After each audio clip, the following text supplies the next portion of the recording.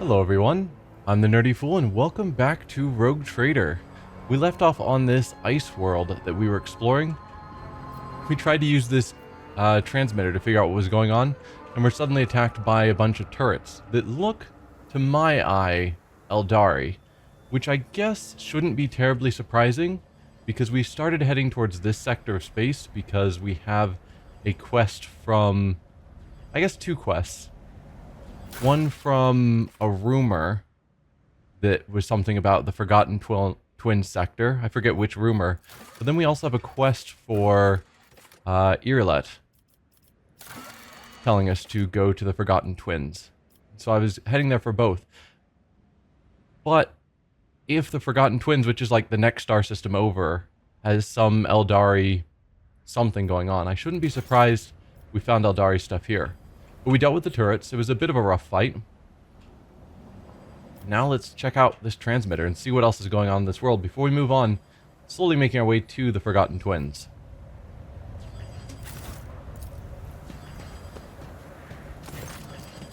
An unsettling structure adorned in strange masks vaguely resembles the antenna of a powerful transmitter. At its base, you see a cogitator and a few other devices. It seems that some part of the structure is buried underground. 85%, that is not great. Investigate the entire structure. Still successful. It's always weird when Pascal, who is super good at tech, doesn't have a 100% chance. Like those, I expect him to just succeed all the time. You identify a number of elements of the structure.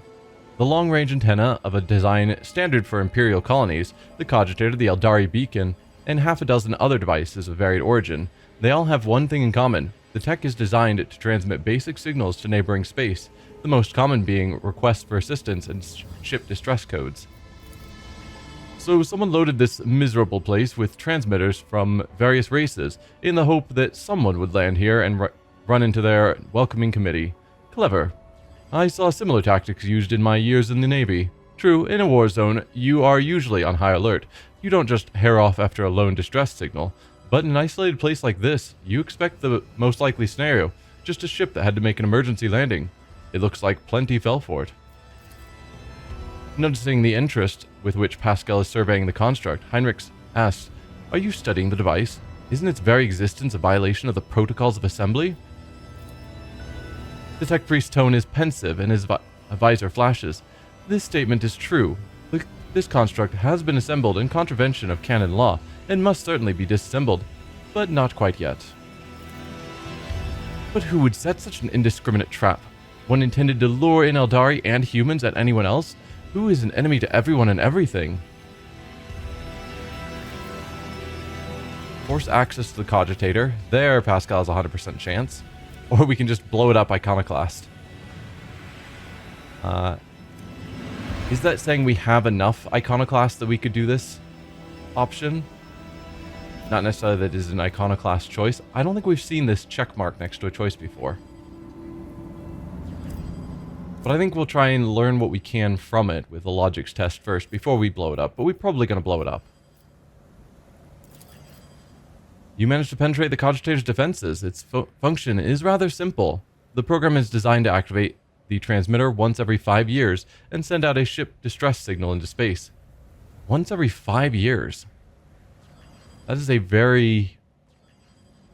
Like, if this was just a trap to try and bring people in just to kill them, every 5 years is just a really slow trap.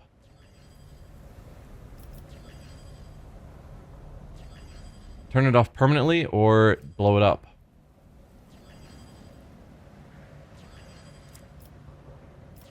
I see no reason not to blow it up. Turning it off means someone could just turn it back on. Unless Pascal is still wanting to research it. But I assume we can blow it up after he's finished. Yeah, blow it up. You set the charge carefully. Without a doubt, the structure will be destroyed with expert precision along with the underground part. Okay, and that did gain us some iconoclast experience. I did it. Of course you did. We should sniff around here some more, Lord Captain. There should be a bunker, a control room, or something else that was used by whoever set the trap. Maybe we should have explored around first, found said bunker and what was going on, because we just blew up whatever the lower portion of this was. And there's probably more information we could have gained if we had found that. The explosion exposes the channel of a cable leading away from the transmitter. This is probably not the only element of the trap. Alright, we should probably disarm these, because I left them at the end of the episode, and then when I was regrouping, people just walked across all the traps and took lots of damage. So I think I am just going to try and get rid of all these before they become a problem. Is it giving us experience for it? It is. Even better. Well, then Pascal, you take care of them all. And then we can actually wander around. Ow.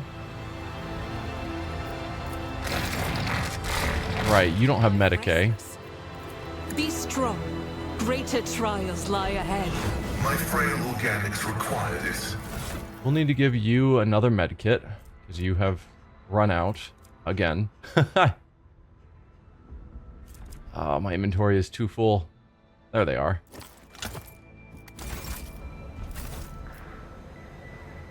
And then after we've gotten rid of all the traps, we can then look at all the things without worry. My success is an irrefutable Victory awaits! certainty.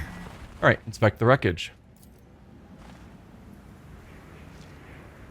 The machine god grants me insight.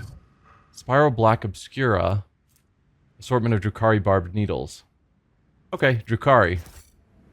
Which is not surprising when we were trying to figure out who would be an enemy to Eldari and humans. Because Drukhari are their own special subset of Eldari, I think. Operation Psychoactive successful. Gym, Empty Soul Trap. A new challenge for me? I don't know what a soul trap is, but I know Eldari are very focused about what happens to their souls after they die. With multifunctionality.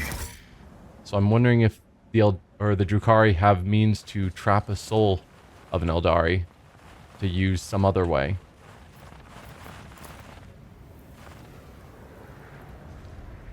My success is an irrefutable certainty. So I think this is where we came from. Skeleton is decayed tech priest robes. In decayed tech priest robes is missing its right leg. Judging by what remains of the bones, the leg was hacked off. It seems the person was still alive when it happened, and they reached this spot by crawling rather than by walking. I'll lay claim to the stars.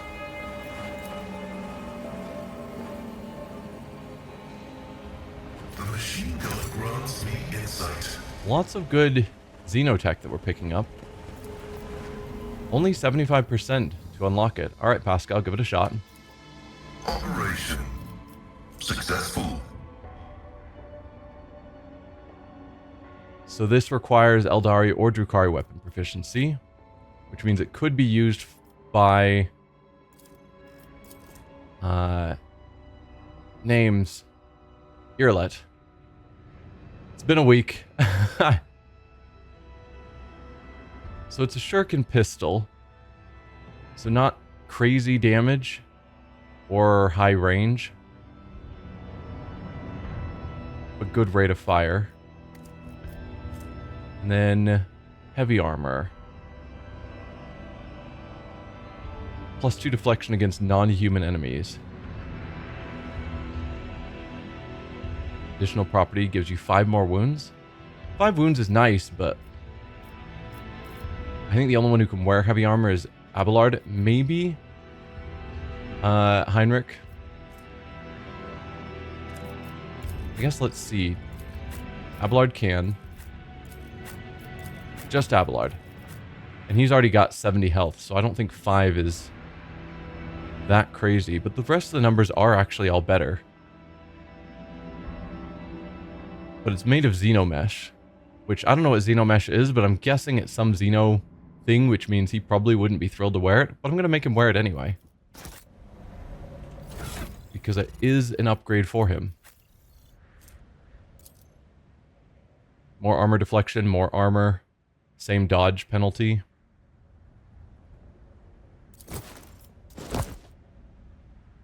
Looks fine.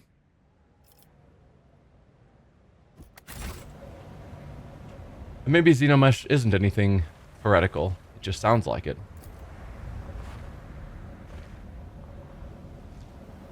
This explorator is blessed with multifunctionality.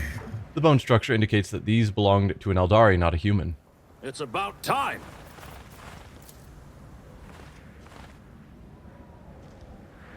Error. Making adjustments. You failed your Lord Xenos.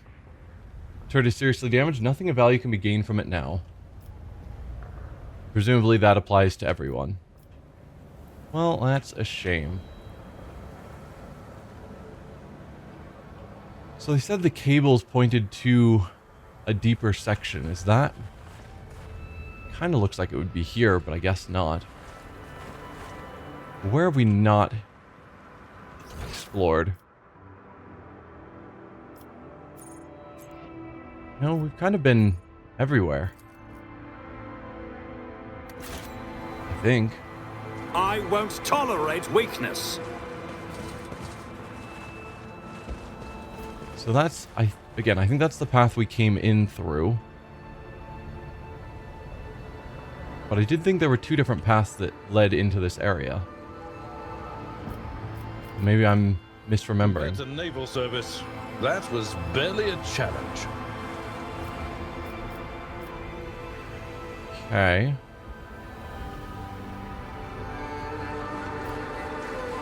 We already looked at this last week. I think. Yeah, the two skeletons. None shall stand in my way. So where did this go? Okay, this was just an overlook, not a way in or out. Just allows us to see down here. Okay. I guess there really is nothing else for us to do. Maybe there would have been if I hadn't blown it up. But it seems like we are done in this area.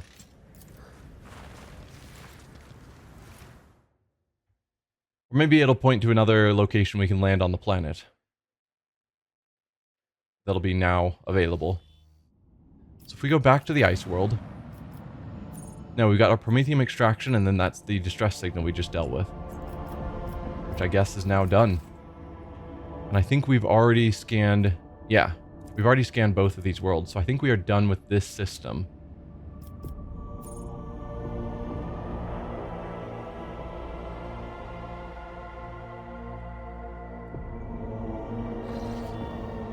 So the Forgotten Twins is where we've got our rumor as well as this quest. Save the Eldari survivors. Or we could go down here first before moving up there. And there is this pocket here with nothing, like a rumor here, unending war. But we don't know of any star systems out there. Oh, but that's heading apparently to Winterscale's realm. I never actually really looked out here. Heathen stars, accursed domain. Big scary warpy symbols. Got Emperor's Scourge. Foundling World. The Cauldron. I'm wondering where...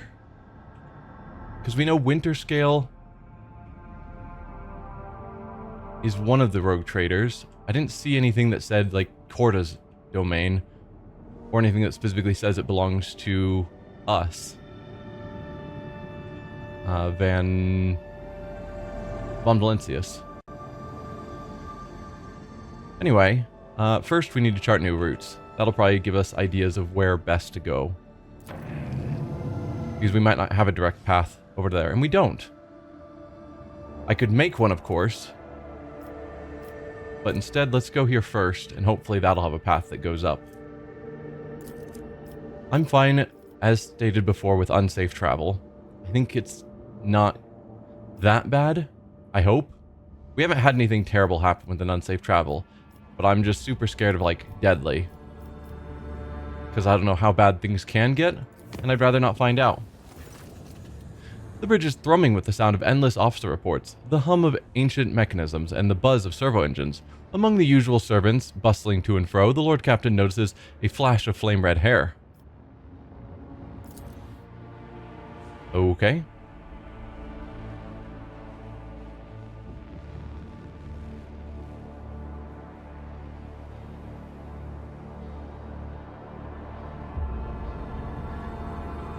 I think the only one with red hair I can think of is Yrliet. At least that's coming to mind at the moment.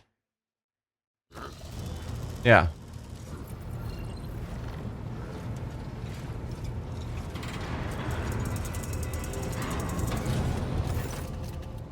You posed a question to me not long ago, Elentok, and now I'm here to present you with my answer. With fluid grace, Yrliet emerges from the shadows of the captain's bridge. Her face seems to glow under the lumen light, her expression slightly more pensive than usual. I don't remember the exact question, so remind me what it is I asked you. Give my complete attention, gesture for her to continue. You've come too late for an audience. Now, what did I ask you? We talked about how we each see the world in our own way. You were eager to know how Eldari see the world. Do you still wish to hear the answer? That topic no longer interests me. Of course, if you're ready to give it. Then listen closely to my answer, Elentok. You may struggle to comprehend what is to be said, being accustomed to reveling in your own might, and skewing the words to suit yourself. Pitch your understanding, not toward my words, but the sense that lies hidden in the shade of their sounds. Yrliet half closes her eyes, her words unfurling slowly and melodically. You try to split the world into pieces, to fragment it into light and dark, truth and lies, self and other. But I see the world as a single whole, and in this lies its simplicity and complexity. It is not enough simply to see the world and hear its voices. You must understand it. Think of the Lelathan, the world on which our paths crossed. What is it truly? What is its essence? The Lathan's magnificence comes not from the green of its forest or from the depths of its waters. Its beauty is in the word, in the way it dances on the tongue, and even you, Elentok, can sense it. Try, say the word, slowly, delicately, casting aside all stray thoughts. Feel, perhaps then you will see.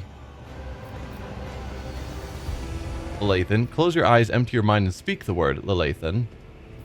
Thank you, but no. Is that all you want to say to me? Morel Deli Claptrap, I wish I'd never asked. I'm willing to indulge her. Let's close our eyes, seek to empty our mind, and speak the word.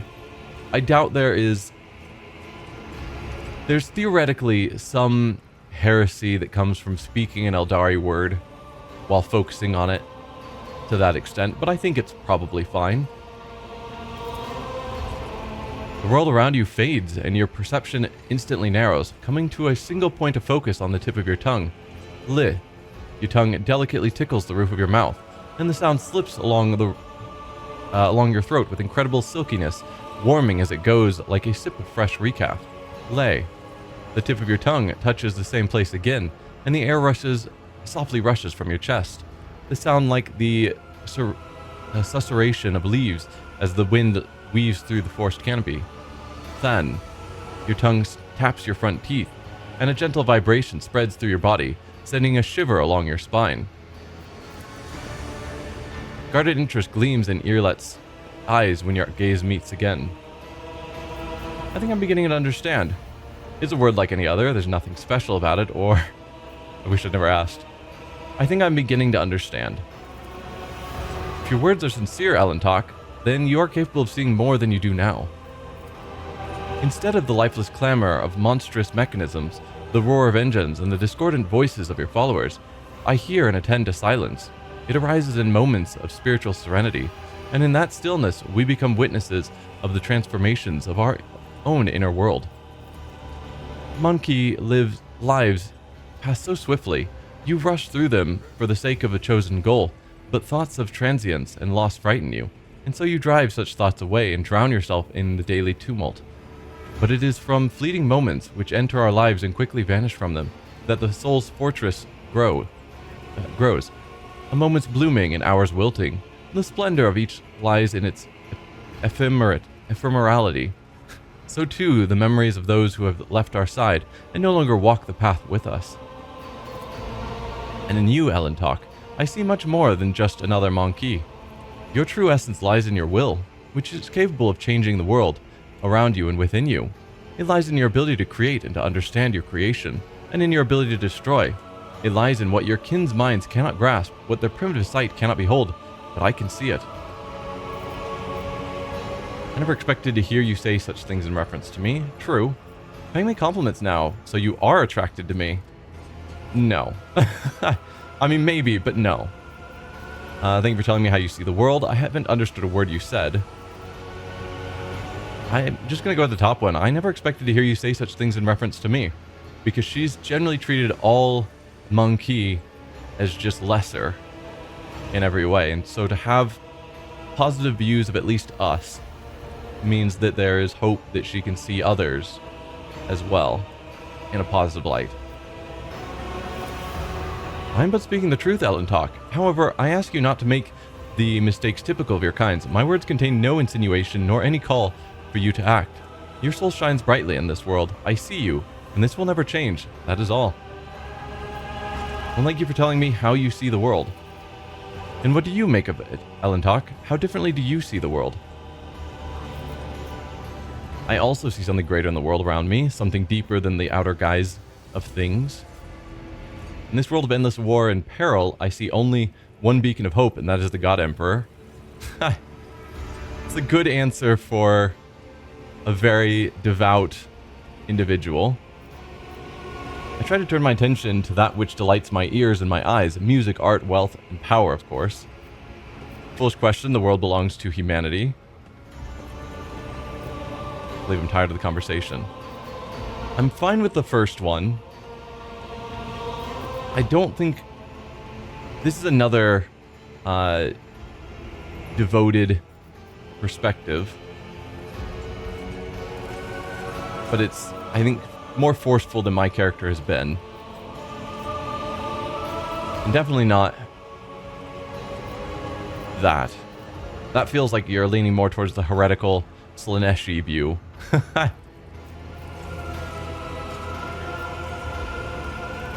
But I'm going to go with the God Emperor. She won't like it, probably. But that's the focus of this character, is that he is devoted to the God Emperor. Typically. In this world of endless war and peril, I see only one beacon of hope, and that is the God Emperor. Yrliet's breath hitches quietly. Your understanding of the world is not all that different from your kin's. Perhaps my conclusions about you were premature. Yeah, that's fair. The top one is probably what she would have preferred. The Eldari turns away, but before she leaves, she looks at you once more. Do not take my words to heart. There is no shame in thinking as others of your kind do. It is much more difficult to follow a different path from the rest.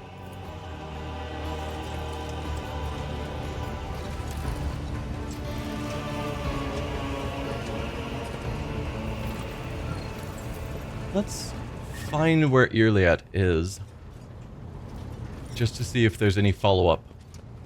I'm not going to talk to everyone again, because that takes lots of time. But I don't remember where she stands on the bridge.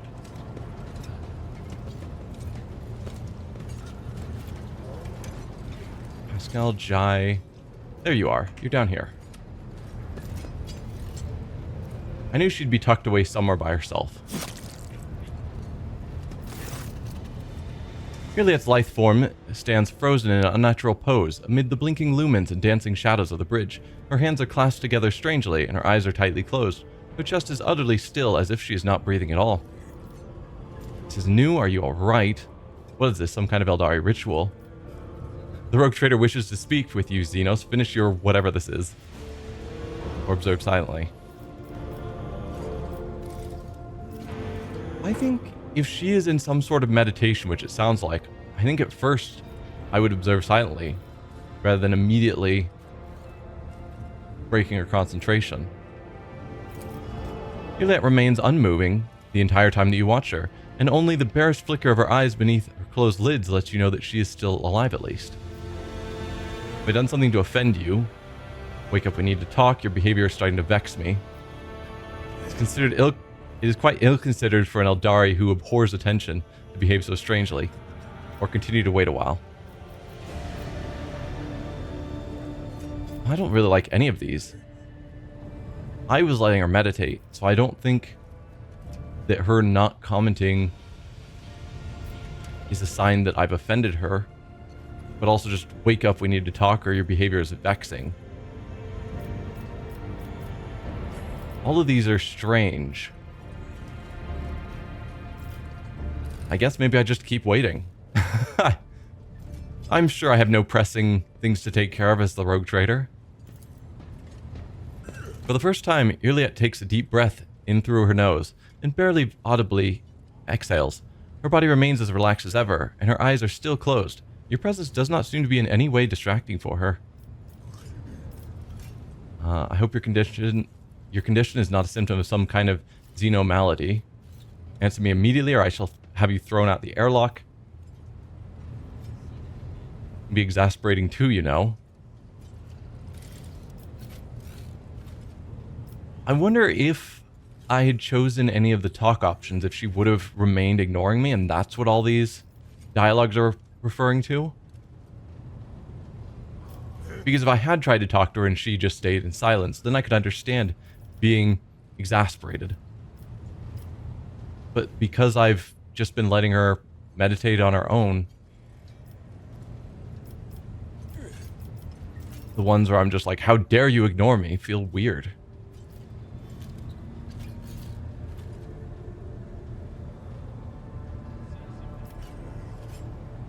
If I think she's ignoring me in anger of some sort, then this one makes the most sense. But if she's just meditating, I'm fine with meditating with her.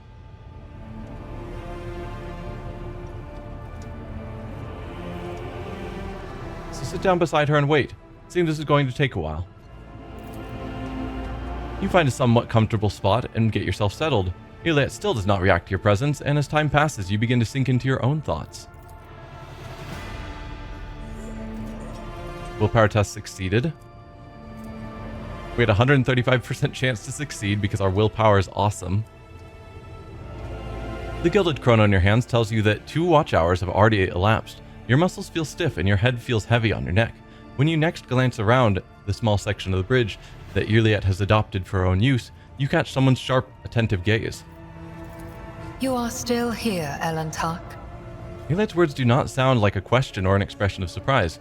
Her eyes quickly sweep over you, and she nods in greeting. You mentioned immersion. What is it? Are you alright? I was worried. We already succeeded on this, xenos. You were deep in a special Eldari meditation, weren't you? In the future, you will answer me at once. I will not tolerate such blatant disrespect. We have pressing matters to discuss. I don't remember her mentioning immersion. So I want to know that, but I also don't want it to just skip past this that we succeeded on. And this might give me the answer I'm looking for about what immersion is. You were deep in a special Eldari meditation, weren't you? Yes. I am sometimes surprised by the depth of your knowledge of my kind's customs, Elentak. But even if listening is your only skill, that in itself elevates you above billions of other monkey. Yrliet arches her delicate brows. My meditation is immersion. Immersion into myself, my inner world. It is my chance to speak to myself, but without words, or to heal wounds that cannot be seen with ordinary sight. It is difficult to explain, even in the language of the children of Azurian. There are so many meanings and shades in its sound alone, and the monkey tongue is too sparse and awkward. No. Immersion must be seen to be realized. Yrliet frowns uncertainly. I assume our meditation was not this immersion that was stated. It was probably just normal, quiet meditation, which as a psyker, I assume we've gone through many times through the process of our sanctioning, and then onward from there. I should say, Elentark, that during meditation, the mind does not leave the body. Part of it remains vigilant, monitoring what is taking place outside. So I heard every word you said, and I saw everything you did. Yrliet lets her eyes fall half closed, giving herself over to the memories while still watching you. Well, it's a good thing we were not super rude during that time that she was meditating then. Restraint is not a trait that your kind is known for. And yet, you did not interrupt my immersion, Elentark. A worthy act. I will remember this. Yrliet nods to you, curtly but gratefully. So you knew I was here the whole time and you did not even bat an eye? In the future, you'll answer me at once. I will not tolerate such blatant disrespect, or we have pressing matters to discuss. It depends on if they view this part of her mind was monitoring what was taking place. But if the part of her that was focused on the immersion is somewhat separate, to the point where she can go back and remember what was taking place around her, but at the time that she's in the immersion, she's not actually noticing us, then it wouldn't be an actual act of disrespect. So you know I was here the whole time, and you did not even bat an eye. Immersion requires concentration and unity of mind, body, and spirit. Entering this state unprepared, or coming out of it suddenly, can be harmful. I'm not gonna call it disrespect. That's just rude for the sake of being rude. We have pressing matters to discuss. Strange and blasphemous things started happening during the first warp voyage with you on board. The crew are whispering that you may be the reason. Is this true? The minions of She Who Thirsts could sense my soul behind the thick walls and thin veil that separate your fragile lives from the roiling fury outside.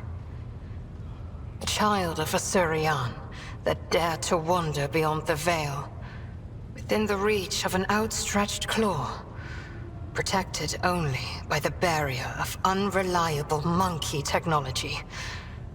It is too tempting a quarry for the monsters that serve Cylon Thresh. Yeah, Eldari don't travel through the warp like humans do. And so, as we're traveling through the warp with only the Geller field protecting us from warp space, humans are used to it. It's how we travel.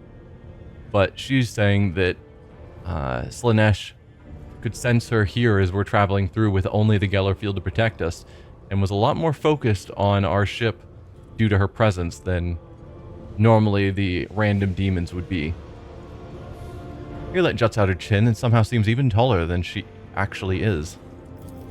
Our ships never venture beyond the veil, and I never traveled the way you do, monkey. Elentark, I admit this was a novel experience. I lost composure, let dismay into my heart, and almost strayed from the path.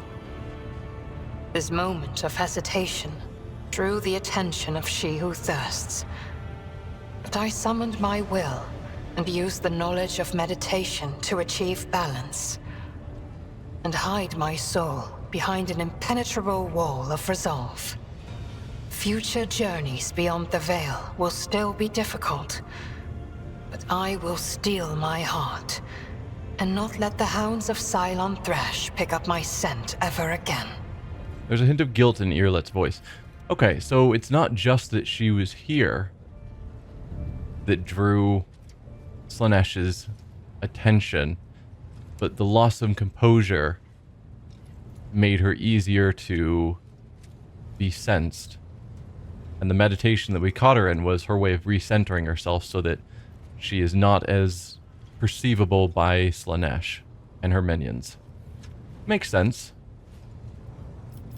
Am I still unworthy of discussing your worlds and your kin? Yrliet nods curtly, saying nothing. Alright, then I shall take my leave.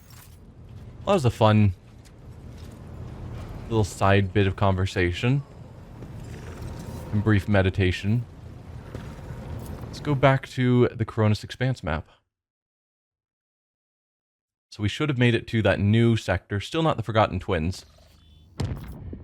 Platinum Stellos. Palladium, not platinum. Okay. Let's head in. See what we have here.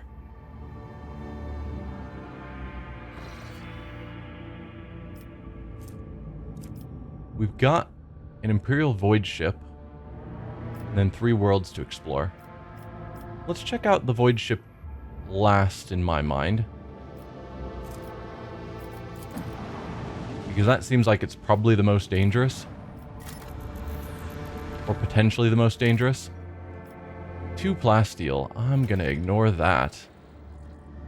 Ice world added to the expanse. Yeah, that's fine. It's a nice bright white star as well.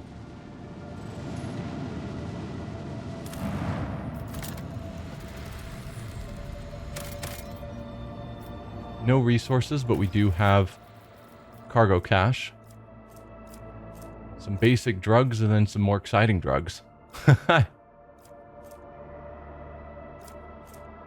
Increase movement points by 6 and grants 2 charges of the slash ability. Yet reduces weapon skill, ballistic skill, and perception by 15 until the start of the user's next turn. That's crazy. So you can just run really fast and attack 3 times in a turn. But those attacks are just super terrible. Or at least reduced in quality. That's one that actually seems to have a viable use. Mainly because it doesn't have such terrible penalties afterwards. The -2 MP and AP.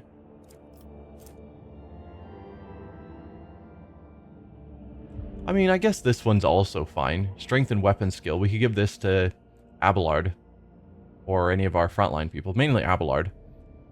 It would reduce his willpower, but he doesn't really need willpower. But I think it's like most consumables in most games, they'll just forget they have it. And never use it.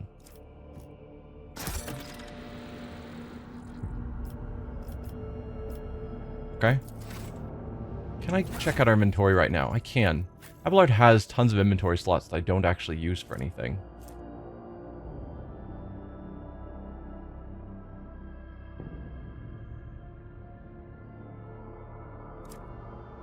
Do I want him to turn into a druggie?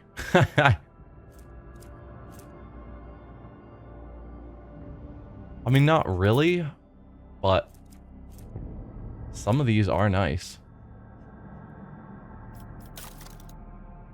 What are the ones I have lots of? I have lots of stim. Yeah, but that's the one that reduces our movement points afterwards. For the next turn. Maybe I'll give him a grenade as well. So he's got some medkits to deal with that, but then also some stimulant and a grenade if they're needed. Pascal, I could probably do the same with you, because you also don't really need willpower. And then give you a couple of grenades.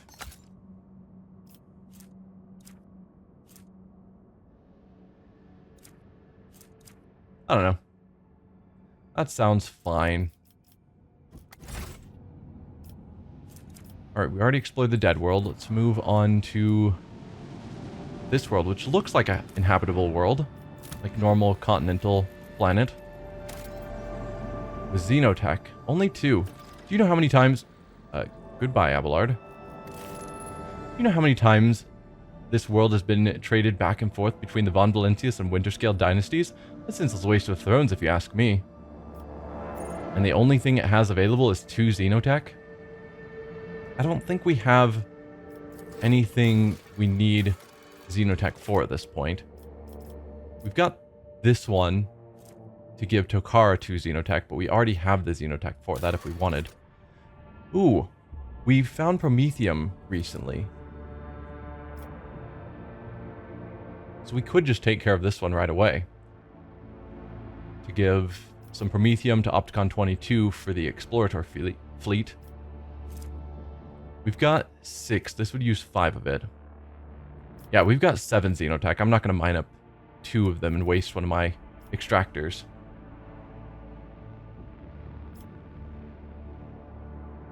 But let's complete this contract to give Opticon 22 and the Explorer fleet some fuel. It doesn't say that it boosts our relationship with them. I wish it did. But that'll give us more profit factor, which is always great. And it might open up new quests in the future, I hope. Not sure exactly how those work. But yeah, terrible amount of Xenotech and Plasteel, so we're ignoring both. An unknown ship hails you as soon as you are in its detection range. The ship, the Scarlet Pursuer, helmed by Captain Demir Shani, has footfall listed at its home port. The message hints transparently at a connection with the Casablanca mission. The Voxmaster adds that the captain has a proposal for you. Attack and plunder. No, we'll listen to the proposal. The ship lets you know that they will readily reward you for any information about burning worlds in the Koronus Expanse. Yeah, ask why they are looking for burning worlds. Share information. Let them know you have no current information on burning worlds, but are willing to sell any you may obtain in the future. Refuse to supply information or attack and plunder. Why do you want to know about burning worlds? The reply is courteous as it is vague. The captain cites a scholarly curiosity in this understudied type of world. Upon hearing the message, Magos Pascal expresses a keen interest in burning worlds and asks the Lord Captain to take the issue into consideration. Jai Hidari immediately declares that Captain Shani would never dash about the void out of scholarly curiosity, but only for a suitably high return. In that case, perhaps the Lord Captain too might want to look into these burning worlds. Seneschal Wissarion makes no comment regarding the Casablanca message, but is amazed that, for once, the esteemed Magos and Mistress Hidari are in passionate agreement on something. Fair.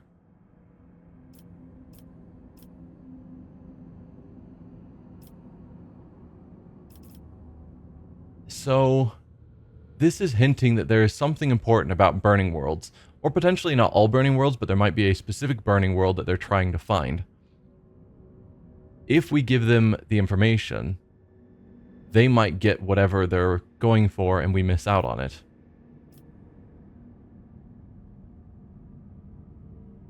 I think we will go with a peaceful option of saying, yeah, we don't know anything now, but we'll consider selling you any in the future.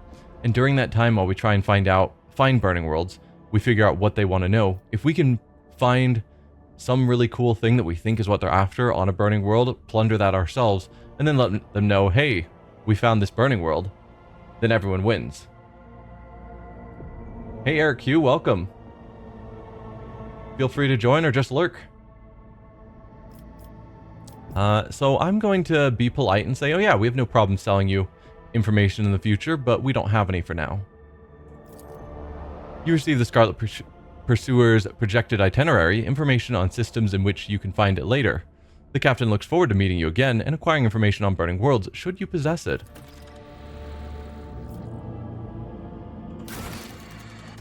Voyage to the Casablancan ship.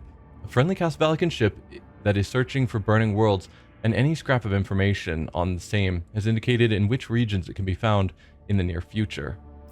So that's another rumor. So hopefully a location on the map might be marked of where to find information about this burning world.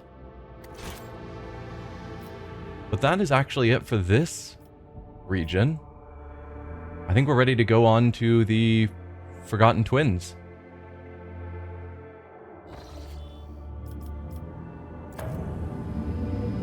Hopefully we find a route. We did not. Well, that is quite awkward. I could force my way there as a deadly route, or we assume that the only way to get there... I assume there had to be a connection because this had Eldari stuff around, and Forgotten Twins is supposedly where we're going to find the Eldari survivors. But I guess not. So then maybe the way to get here is we have to go around this way and then come back down from this nameless star. I mean, that would explain how it's forgotten if the only way to get there is through a nameless star. We didn't have this on our map earlier, actually, because this blob here of the unending war didn't have a star system in it, which I was curious about. Now it does. Alright. Well, I don't think I want to try and just push out to here unsafely or deadly. So maybe we go back here and start making our way up and around. We could think about pushing onto Dargonus as well. That's another one of our primary worlds. The seat of House von Valentius. So we should go there to deal with the trouble it's having. Dumped cargo is in this region, which is a pretty broad region. And then hotbed of Xeno heresy. Is there any way to... No, there's not... Doesn't seem to be a way to specifically get to those rumors. Plundered void station in the Langren's belt, according to numerous testimonies, is serving as the base of a band of pirates who aren't above doing deals with Xenos. Okay. And the other rumor, dumped cargo. Council officer sent a valuable piece of cargo from a ship into the rubbish chute. The cargo may have been jettisoned somewhere in the 100 Dreams Crossroads or Langren's belt. Either way, I don't think we're going to push on there. So let's just travel back up to here, make our way around. I think we will skip all of this for now and just try and get to Nameless Star and Forgotten Twins.